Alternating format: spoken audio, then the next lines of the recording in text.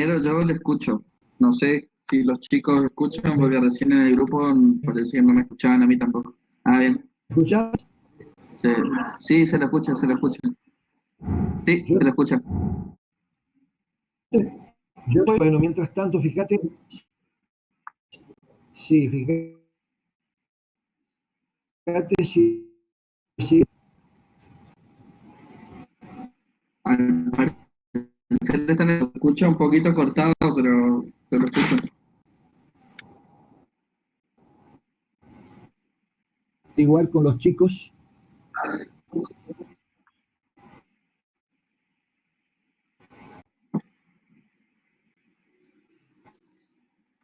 ¿Qué quiere que hagamos? No se le escucha bien.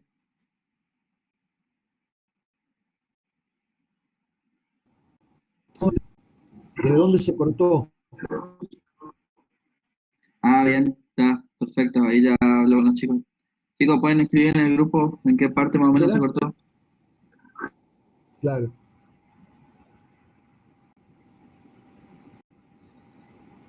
Está en la diapositiva acá. Está, Perdón, vos primero, ¿estás viendo la pantalla? ¿Estás viendo la pantalla? Sí. no, no se ve la pantalla. Ahí,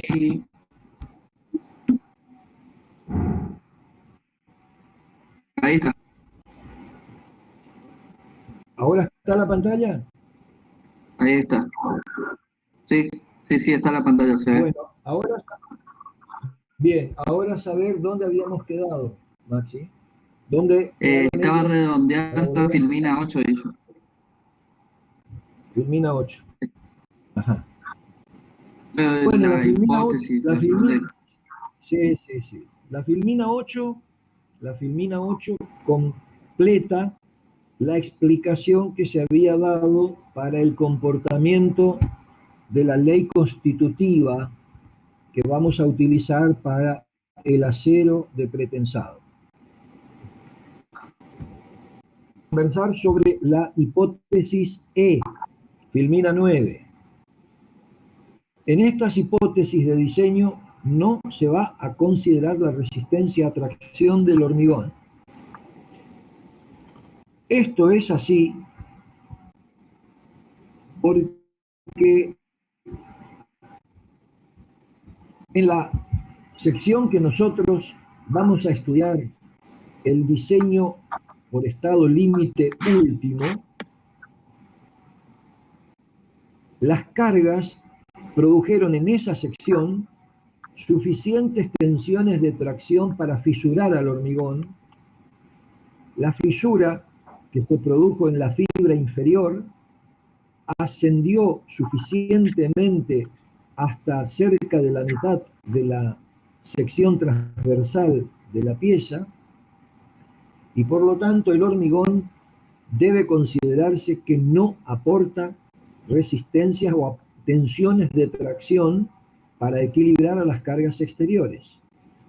Toda la responsabilidad está en manos de las armaduras pasivas o activas, y debo decir y o activas.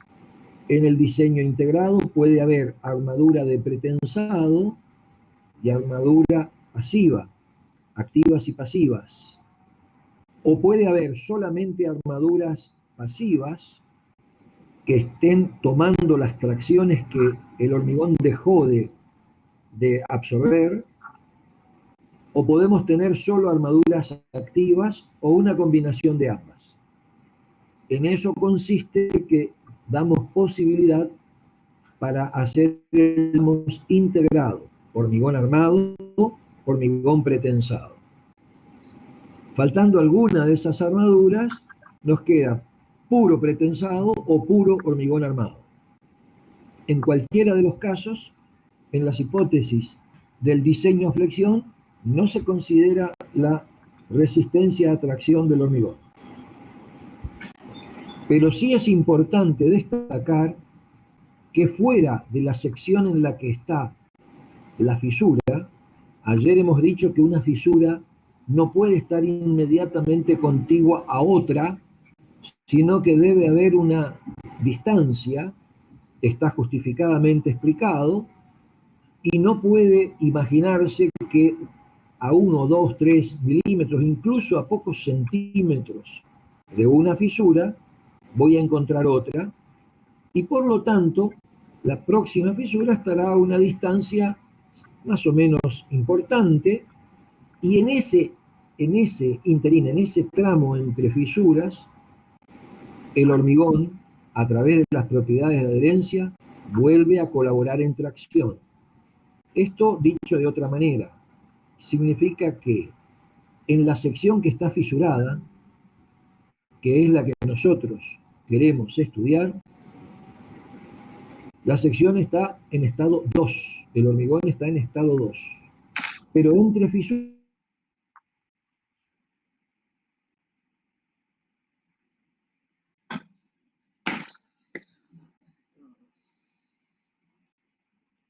hormigón en tracción.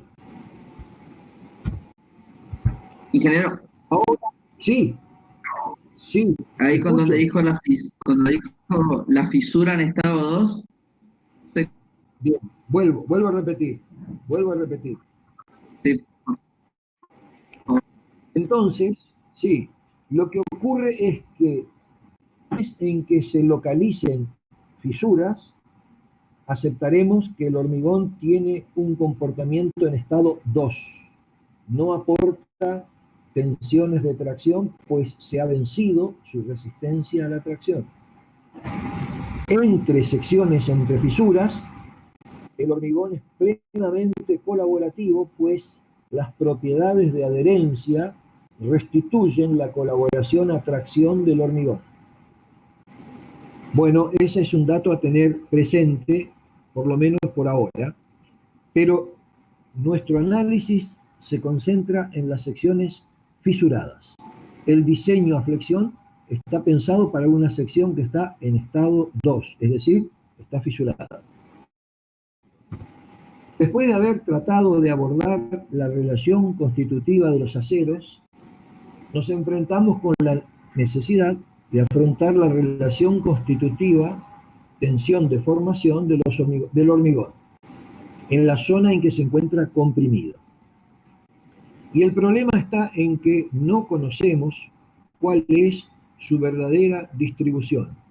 La distribución de tensiones no se la conoce con precisión. Y ese es un problema que impide que en los cálculos operativos, es decir, el trabajo para resolver estructuras cotidianamente, tengamos que recurrir a algún tipo de simplificación o aproximación. Una para adelante para mostrar lo que sucede. Estamos en la situación de definir las hipótesis. Hemos dicho que en 3 por 1000 tenemos la deformación última, que puede experimentar la fibra extrema de hormigón, y esta condición es la que asegura que se pone en falla la sección transversal de esta sección rectangular que estamos estudiando. Eso ocurre ciertamente en una sección que está fisurada. Por esa razón se anulan, se desconsideran, se desprecian las tensiones de tracción que estarían en esta parte, y por eso el punteado, no son colaborantes. Sí lo serán las armaduras pretensadas, cuyo baricentro se ubica en esta posición, y las armaduras pasivas, cuya posición se puede localizar en esta posición. Vale la ley del plano, que permite relacionar deformaciones a cualquier altura, desde el eje neutro hacia la zona comprimida, desde el eje neutro hacia la zona traccionada. Y este es un diagrama de deformaciones. En cambio, este es el diagrama de tensiones normales en la zona comprimida del hormigón. Arranca en 0 cuando las deformaciones son cero, y después va creciendo progresivamente como van creciendo estas deformaciones. Y entonces la distribución de esas tensiones normales se sabe que llega a un valor máximo y después retrocede hasta que en ese momento sacamos una foto para el 3 por 1000 y se produce la falla. Esta es una imagen de la distribución no conocida de tensiones normales en el hormigón. El reglamento hace una aproximación que nos propone una distribución uniforme de tensiones en lo que se llama un bloque rectangular de tensiones que tiene una resultante C de compresión. Tensiones normales actúan perpendiculares a esta sección en todas estas fibras, y si integro esas tensiones normales sobre toda la zona comprimida, lo que voy a obtener es una resultante C de compresión. La resultante C de compresión real es la que corresponde a la distribución real de tensiones de compresión que en general no conocemos. Entonces se hace es, voy a definir un bloque rectangular con un valor uniforme, de manera tal que antes de ese bloque coincida en magnitud con la del bloque real, y que la posición, a su vez, de esa fuerza resultante sea la misma en la distribución real que no conozco que en la distribución ficticia o aproximada, rectangular y uniforme que voy a adoptar. Pero ¿cómo va a ser? Pero lo que voy a hacer es muchos ensayos experimentales, procurando con 50, 100 veces repetir ensayos, y voy a identificar por procesamiento numérico en laboratorio tanto los valores de la fuerza de compresión que arroja cada ensayo como su posición respecto de la fibra más comprimida. Es decir, voy a hacer una gran cantidad de ensayos experimentales y eso me va a permitir encontrar la fuerza de compresión equivalente en magnitud, que es C, y la posición que coincida con la de la distribución real, lo que me va a obligar a poner una magnitud para el valor de la tensión y una magnitud para esta llamada profundidad del bloque rectangular de tensiones, que se va a llamar profundidad A, y que difiere de la profundidad C, que es la profundidad del eje neutro de deformaciones. ¿Sí? El eje neutro está denominado con una profundidad, entendiendo que es la distancia que va desde la fibra más comprimida hasta la fibra de deformación nula. Por eso este diagrama de tensiones reales se corresponde con este eje neutro. En cambio, el bloque rectangular tiene una profundidad A, que es alguna constante experimental multiplicada por C. Bueno, repito, la ley constitutiva de comportamiento en la zona comprimida que le vamos a aplicar al hormigón es una aproximación que para el reglamento CIRSOC 201, que copia lo que proporciona el ACI 318, es un bloque rectangular que tiene una magnitud de 0,85 del valor de la resistencia a la compresión, nominal o especificada, que ya sabemos que es la de cálculo, un 15% menos, se le aplica entonces el 85% de F'C en una altura a profundidad del bloque de tensiones, que se obtiene como el valor de la profundidad del eje neutro real, del eje neutro de deformaciones, multiplicado por una Ingeniero, constante experimental. Sí, repito, te escucho, cuando te dijo, escucho. cuando dijo en una altura dijo recién y se cortó un ratitito. Bueno, repito, el bloque Dale. rectangular de tensiones que adopta el bloque rectangular de tensiones que adopta el reglamento SIRSOC tiene por magnitudes para las tensiones 0,85 de F'C y para la profundidad de ese bloque rectangular una magnitud A igual a el valor de la profundidad del eje neutro C multiplicada por un coeficiente experimental menor que la unidad, como ustedes ven, origina una magnitud A que es menor que C. Entonces, beta 1 es un valor de magnitud menor que la unidad. Estas son las dos hipótesis que están combinadas. Vuelvo un poquitito a la F, la leemos y dice la intuitiva tensión de formación del hormigón en compresión. Digo yo, no se la conoce, pero puede ser rectangular, trapezoidal, parabólica o de cualquier forma que realiza una predicción de la resistencia. Sí, Maxi, ¿escucho? Sí, Sigo ingeniero, se le leyendo. escucha. Bien, en una predicción de la resistencia que coincida en forma sustancial con los resultados de los ensayos.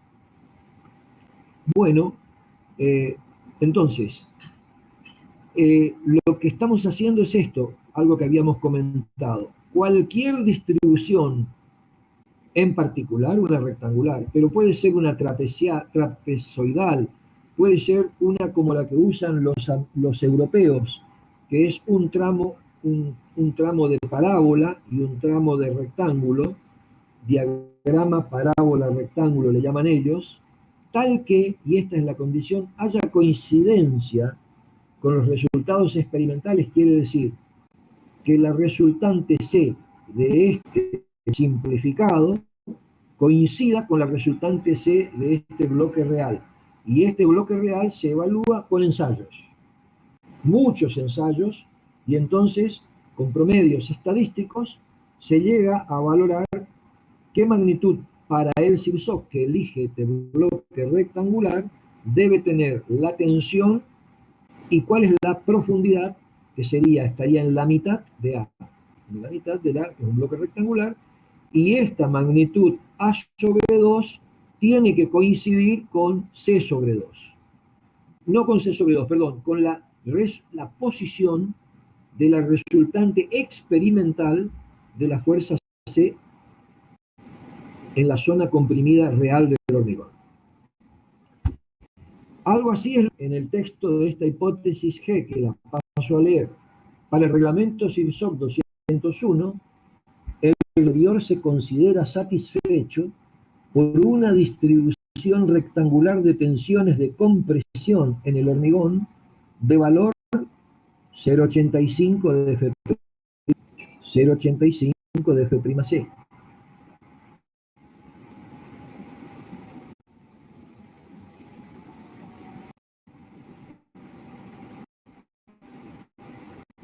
Sobre una zona limitada por el extremo de la sección, y una profundidad o una distancia, acá dice, y por una paralela al eje neutro, una línea paralela a una distancia A igual a beta 1 a partir de la fibra comprimida con deformación máxima. Bien, esta es la manera simplificada y operativa. Operativa quiere decir para los cálculos, muchachos, chicas, para los cálculos que utiliza el reglamento, y entonces no solamente una ley constitutiva, sino que hay una expresión analítica que nos da por el comportamiento de una supuesta ley constitutiva del hormigón en compresión. El factor beta 1 para hormigones de clase para abajo, para menor o igual que 30, vale 0,85 y es constante. Pero cuando trabajemos con hormigones de calidad clase 30 para arriba, digamos 35, 40, etcétera, tiene una función analítica, una función que va desde 0,85, calidad del hormigón, va disminuyendo hasta un valor tope de 0,65. Eso es ni más ni menos lo que hace esta expresión de beta 1, que está extraída del reglamento, y que dice 0,85 menos, cuando beta 1, vamos a suponer, voy a hacer un ejemplo, simplificado numéricamente, que tenga un hormigón de clase H42.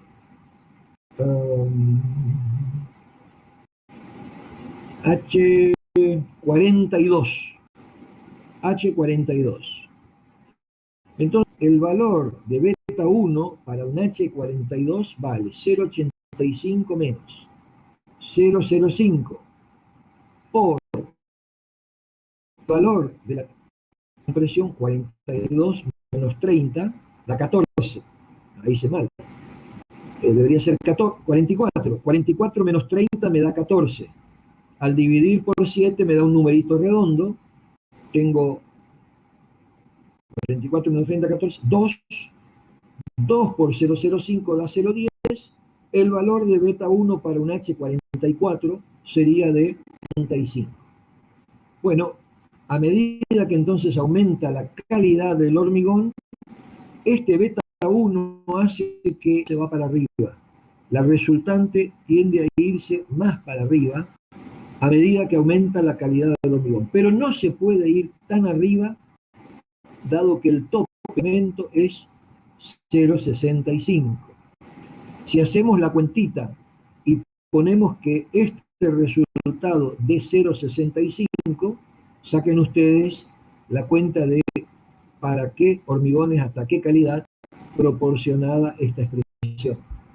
Pero debe ser algo así como que si esto me descuenta 10 centésimas, para que me descuente décimas tendré que tener en esta algo así como 28. Para que 28 dividido 7 me dé 4, 4 por 0,5. Bueno, y entonces el F' por arriba de 30 va a ser algo así como 64 megapascales, H64 o H60, por ahí. De todas maneras, no son que estaremos usando nosotros en forma práctica, en forma cotidiana en nuestra región. Si logramos hormigones H35, estaremos muy satisfechos en la medida en que no tengamos que recurrir a hormigones de formulaciones especiales, que son los únicos que permiten obtener hormigones de alta calidad, particularmente en una región donde usamos áridos muy lajosos, como son los agregados basálticos. Bueno, entonces esta es la última hipótesis de las que tenemos, y las resumimos. Ingeniero. Sí, Maxi. En una región donde usamos. Sí, repito. Donde dijo en una región donde usamos, se cortó. Sí, en esta región es difícil obtener hormigones normales, es decir, sin dosificaciones con adiciones especiales, como son las que permiten obtener hormigones de altas calidades. Normalmente en el mercado local, regional, lo más habitual es obtener, esto lo podemos consultar con el ingeniero Klinzuk y también con el ingeniero Pisuti, y con el ingeniero, cuáles son los hormigones que, por ejemplo, máximo han visto desde la planta que tenemos en Oberá.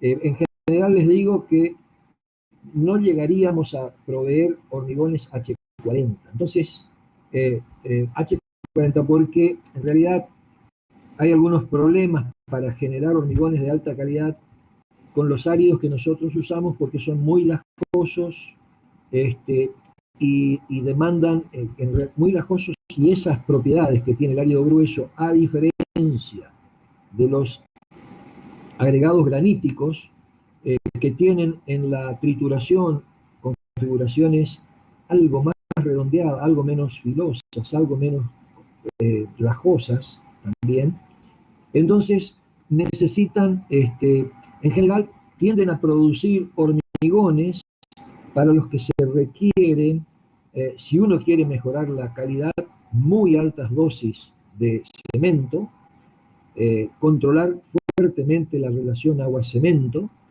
y en realidad, cuando necesitamos ahora bajar la relación agua-cemento, es necesario recurrir a adiciones minerales que, bueno, ya están fuera del alcance de nuestras posibilidades locales o regionales.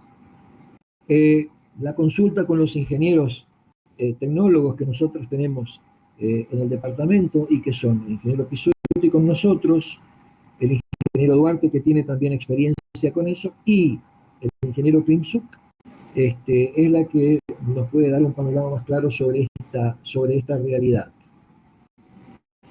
En definitiva, es para decir que este beta 1, hormigones H30, generalmente va a ser 0,85. Difícilmente en nuestras operaciones, sí, en hormigón pretensado podemos llegar a pedir tener calidad H35, y ahí haremos la correcta.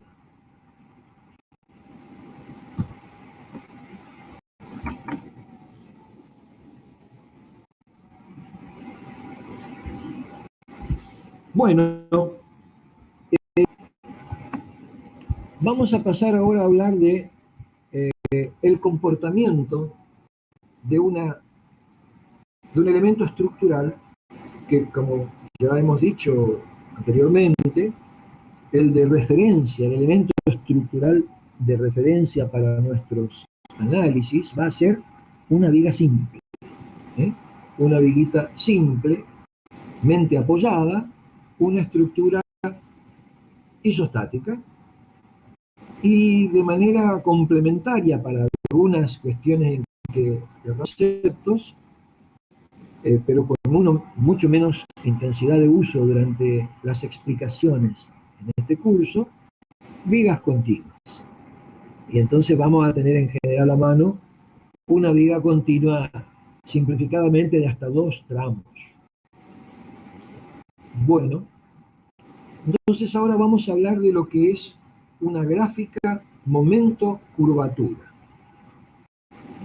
Así como en una barra, cuando la ley de Hooke, seguramente una manera de presentar la ley de Hooke era la famosa barra sometida a tracción, podíamos construir una curva demanda-respuesta. ¿Qué es una curva demanda-respuesta? La curva de demanda es la carga, que es la que está actuando sobre la barra, o la vamos a hacer actuar sobre la barra, y la barra responde. ¿Con qué responde? Con ¿qué deformación? Una elongación, si la estamos traccionando. Entonces la barra se elonga, se estira. La fuerza P la podemos convertir en tensión si dividimos la fuerza P por el área de la sección transversal. Y la de elongación delta L, la respuesta a la acción, a la demanda, la respuesta es una deformación que se convierte en deformación delta L, la dividimos por L, una longitud de referencia.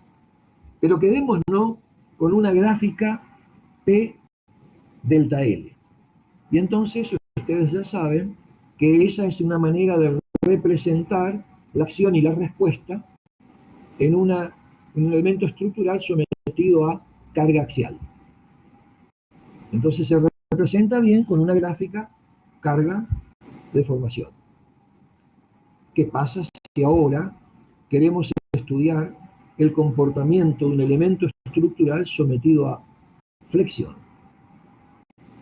Entonces, en lugar de la carga axial, ahora un momento flector.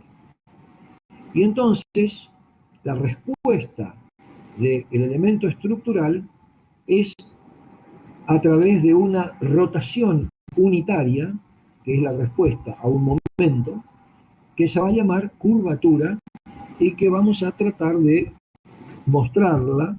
Esquema, bueno, a ver qué es la definición de curvatura, la porción de un tramito diferencial de X de una viga sometida a flexión, por este lado, tiene flexión por este. Para simplificar, esto está en equilibrio, hay el mismo momento de un lado que del otro. En este esquemita que de alguna bibliografía habremos rescatado en algún momento, y entonces hay fuerza axial, de manera tal que esta pieza está sometida a flexión, flexocompresión. Cuando está actuando la deformación por flexión, las secciones contiguas experimentan una rotación que, si nosotros extendemos las perpendiculares a la sección en cantos, en su encuentro nos queda definido el ángulo θ, que sería la rotación experimenta la sección desde la sección inicial a el final del tramo de longitud diferencial de X. Si nosotros dibujamos en correspondencia con esto el plano de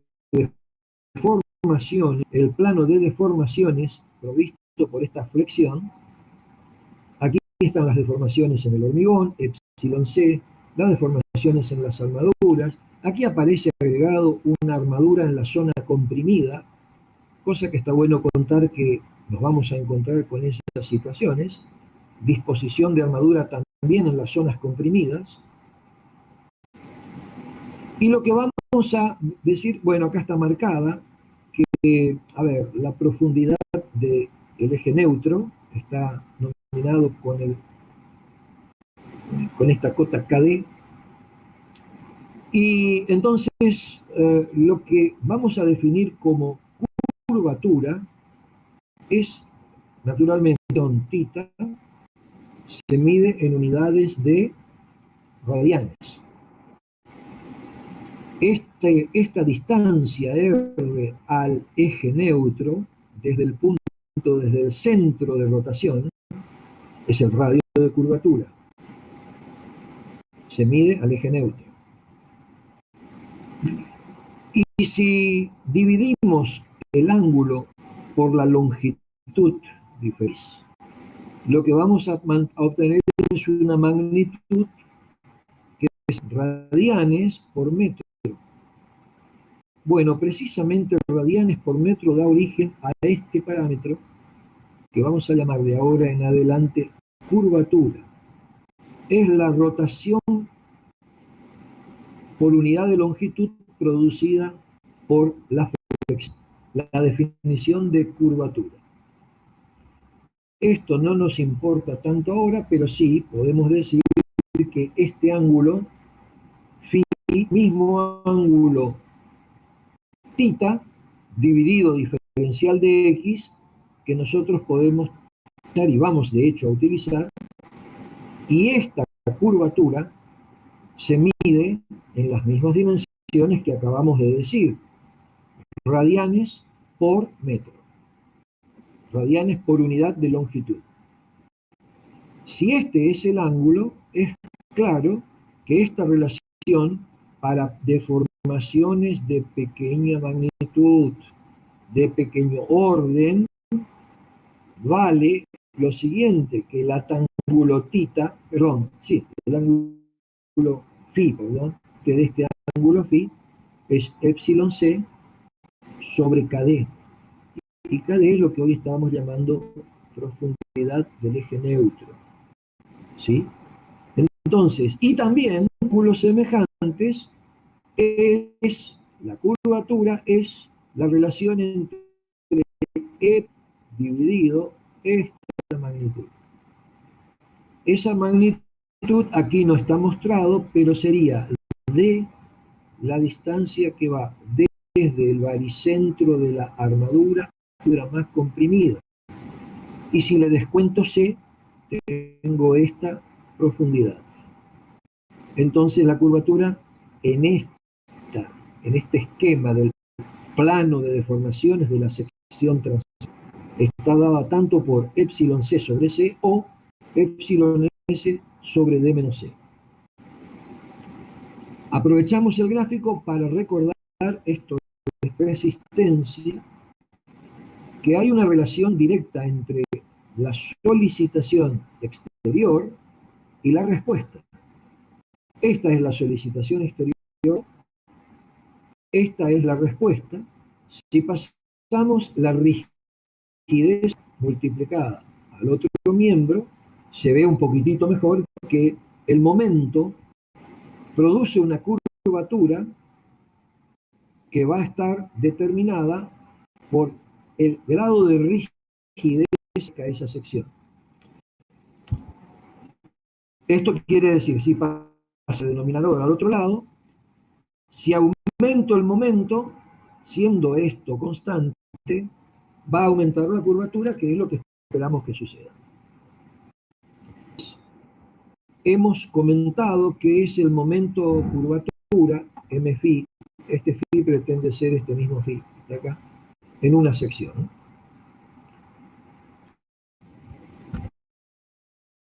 Y un poquitito atrás, podemos construir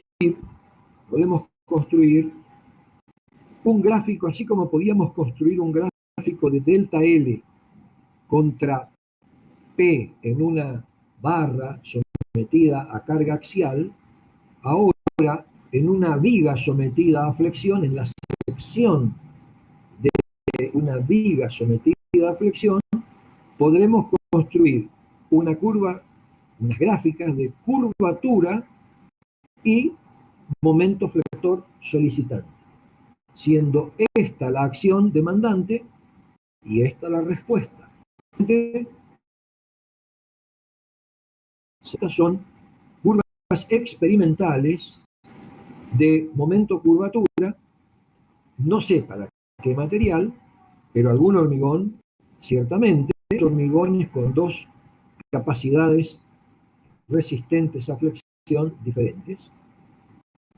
Y esto nos lleva a decir que bajo una curvatura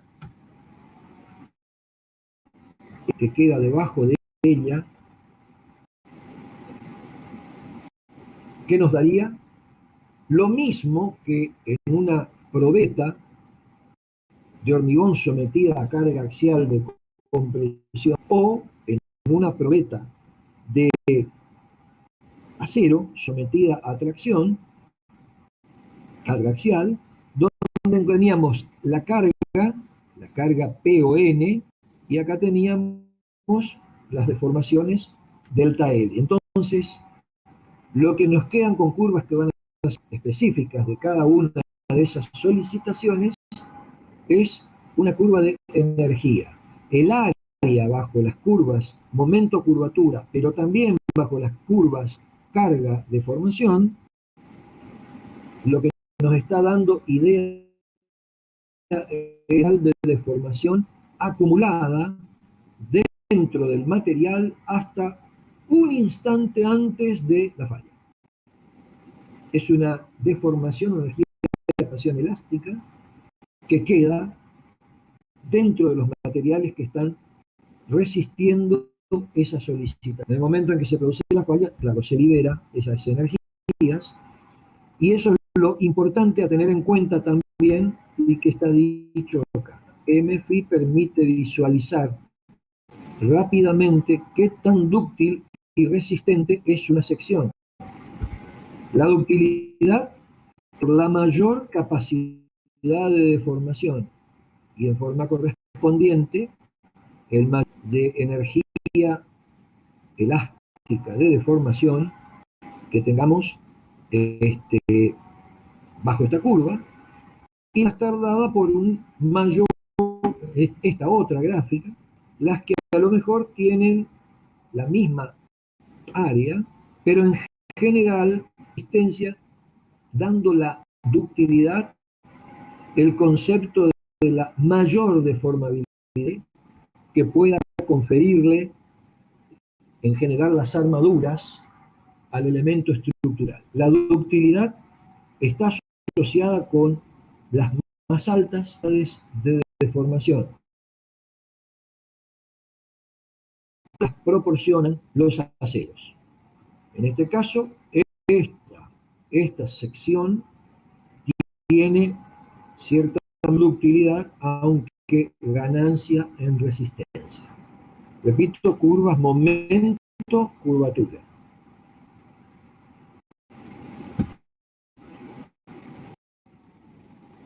El área bajo la curva réplica interna, la parte bajo la región elástica es la energía de deformada, bueno, mientras el área bajo la región de postfluencia corresponde a la energía disipada de formaciones plásticas.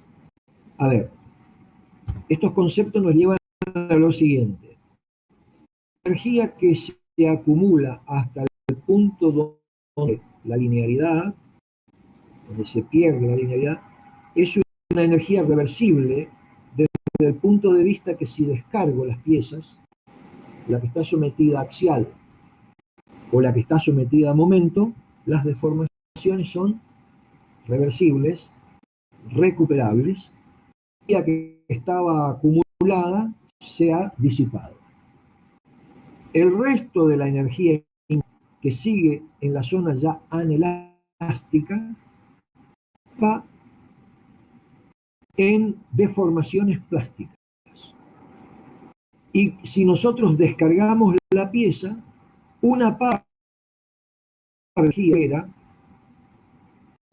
porque hay una especie de recomposición elástica que siempre ocurre, y hay deformaciones predominantes, y de eso habla de la conversión de la energía interna en deformaciones plásticas. No es lo más importante para nosotros, pero en este punto, la zona de diseño de las secciones de vigas y losas estará dentro del rango elástico. En general, bajo cargas de servicio, las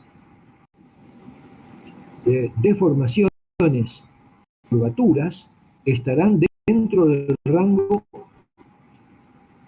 dado que si a la zona inelástica, los aceres plásticas permanentes, y eso está fuera del diseño convencional. Sin embargo, estas zonas anelásticas pasan a ser de enorme calidad y de requerimiento de diseño bajo las fuertes solicitaciones sísmicas que se producen bajo acción sísmica, las cuales ahora sí se pide sean capaces de absorber la energía proveniente del trabajo de los sismos sobre las secciones, a cambio de que sean muy deformables, para que esta curva se corte por acá, porque el material tiene comportamiento frágil. Entonces, toda esta otra energía que está provista con alta ductilidad no va a ser usada por nosotros en general, pero sí en el diseño sísmico pasa a ser.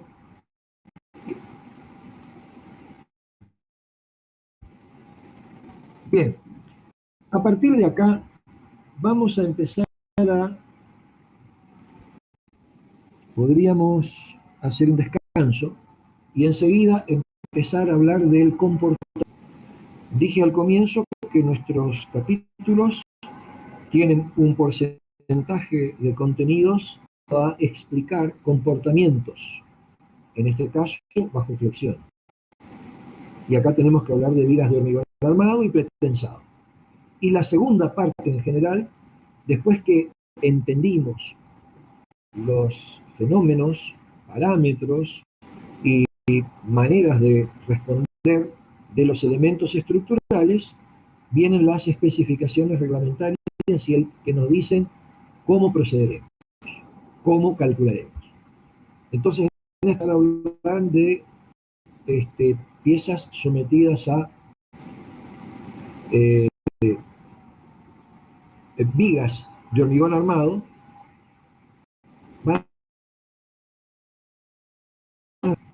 imaginario, en el laboratorio al pie de nuestras aulas, en el patio de cargas, imaginaremos la reproducción con unas vigas de hormigón armado y después una viga pretensada. E intentaremos hacer una simulación virtual del comportamiento de esta viga desde que la empezamos a cargar hasta su rotura. Eso lo haremos en unos 10 minutos, si contamos a partir de, tengo en mi reloj, las 17:02, alrededor de 10 minutos, continuamos.